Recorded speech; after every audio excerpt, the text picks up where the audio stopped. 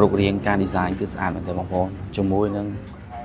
Huawei Mate X7 បងប្អូន Mate X7 នេះជាប្រភេទបត់អេក្រង់ប៉ុន្តែសម្រាប់បត់អេក្រង់នេះគឺស្អាតមែនទេបងប្អូនគឺបែប premium បងប្អូនស្អាតមែនទេនេះខ្ញុំអត់ទាន់បាក់មិនសិនណាអានេះជាមកទឹកទេបងប្អូនតែតម្លៃថ្មីរបស់វាបងប្អូនដឹងតម្លៃវាប៉ុន្មានថ្មីវ៉ាវ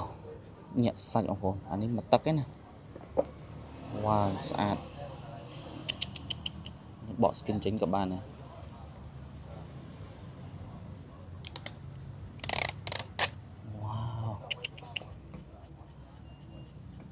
សម្រាប់ទូរស័ព្ទ Huawei Mate X7 គឺជា smartphone បត់កំពូលចំនួនថ្មីរបស់ Huawei ដែលបាននាំមកនៅបច្ចេកវិទ្យាទំនើបនឹងការរចនា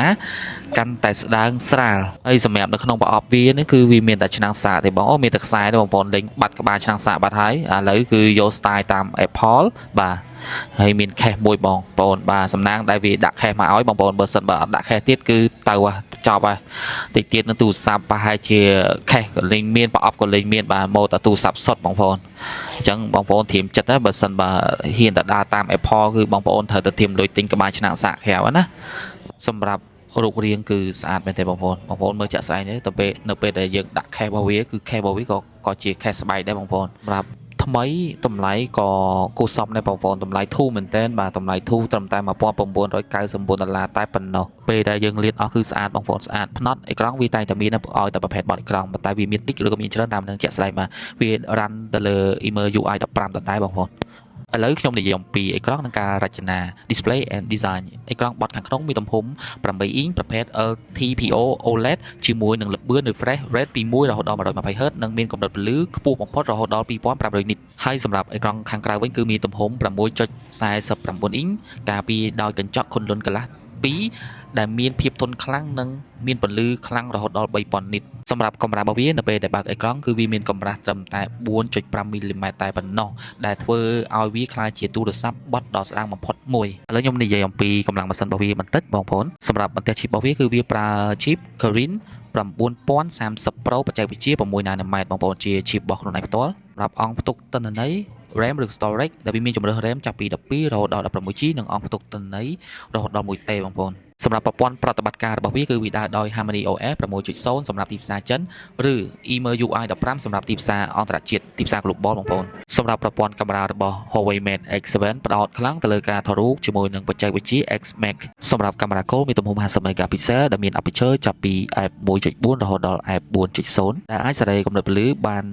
ដោយម៉ាស៊ីន Physical Variable Aperture វាប្រើ sensor ប្រភេទ RYYB ដែលជួយស្រូបពន្លឺបានច្រើនជាងមុន 40% វាមានបច្ចេកវិទ្យាប្រព័ន្ធត្រួតពិនិត្យ OIS និង Laser Autofocus សម្រាប់កាមេរ៉ាប្លង់ទូលាយ Ultra Wide មានទំហំ40 megapixel មាន aperture 2.2 មុំថតបាន112ដឺក្រេដល់នៅរូបភាពទូលាយល្អនិងមិនសូវរីកប្លង់ជ្រុងហើយសម្រាប់កាមេរ៉ាពង្រីក Periscope Telephoto មានទំហំ50 megapixel មាន Optical Zoom 3.5x និង Digital Zoom រហូតដល់ 100x ដែលមាន aperture f 2.1 ហើយលក្ខណៈពិសេសរបស់វាគឺវាមាន OIS និងមានសមត្ថភាពថត tele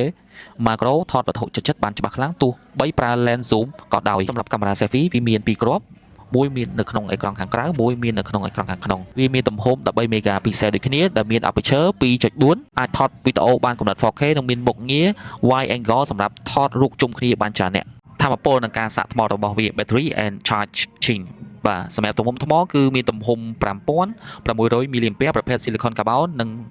គ្រប់គ្រងការសាកថ្មល្បឿនលឿនតាមខ្សែ66 W និងឥតខ្សែ50 W បងប្អូនសម្រាប់ការគ្រប់គ្រង 5G ហើយនិងសមត្ថភាពភ្ជាប់ទំនាក់ទំនងផ្កាយរណប satellite messaging សម្រាប់តែ model China version តែប៉ុណ្ណោះបើសម្រាប់ទីផ្សារ global គឺអត់ទាន់មានទេបងប្អូនមានតែ 4G ទេប៉ុន្តែសម្រាប់ 4G ទៅលើ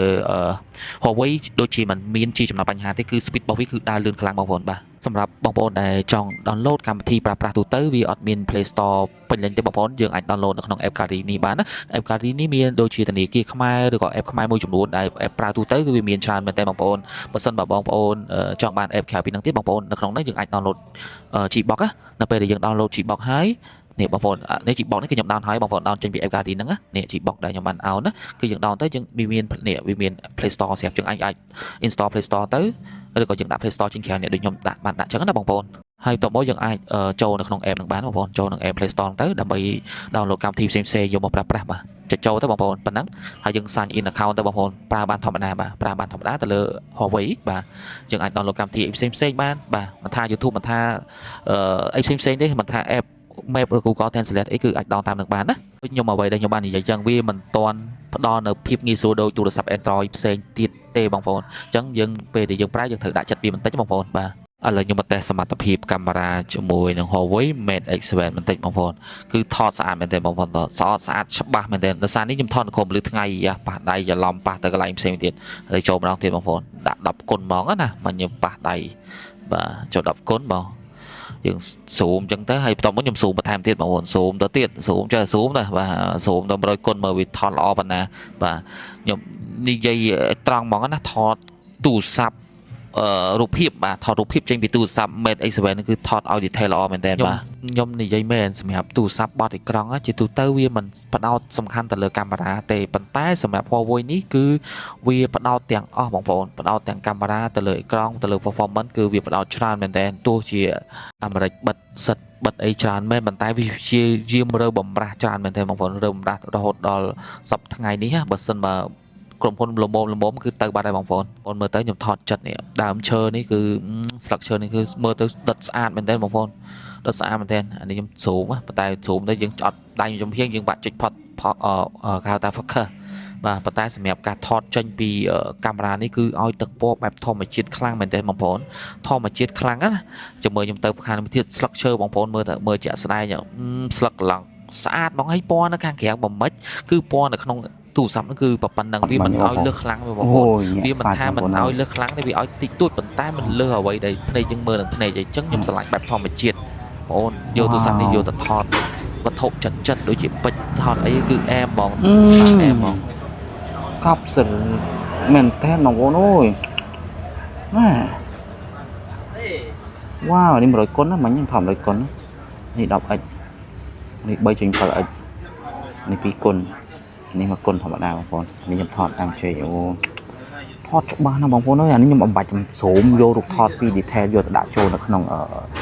ជាអេក្រង់ទូរស័ព្ទឲ្យមើលទៅតាមនេះទៅបានមើលទៅតាមទៅដឹងហើយជាមួយខ្ញុំសាក់ទៅថតអ៊ុំថ្មនេះអ៊ុំថ្មអូញាក់សាច់អំជាតិសុតហ្នឹង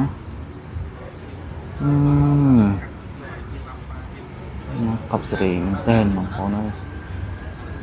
តែពេលបត់អីយើងប្រយ័ត្នទាំងអស់គ្នាបងប្អូនជាពិសេសខ្លាចដីនៅលើអេក្រង់ពេលបត់មិនថាទូរស័ព្ទណាក៏ដោយទូរស័ព្ទណាទូរស័ព្ទបត់អេក្រង់គឺប្រយ័ត្នទាំងអស់បងប្អូនប្រយ័ត្នលើអេក្រង់ទាំងអស់យើងបត់ថ្នមវាយើងត្រូវមើលរូបមិញនេះរូបដែលថតមិញបងប្អូន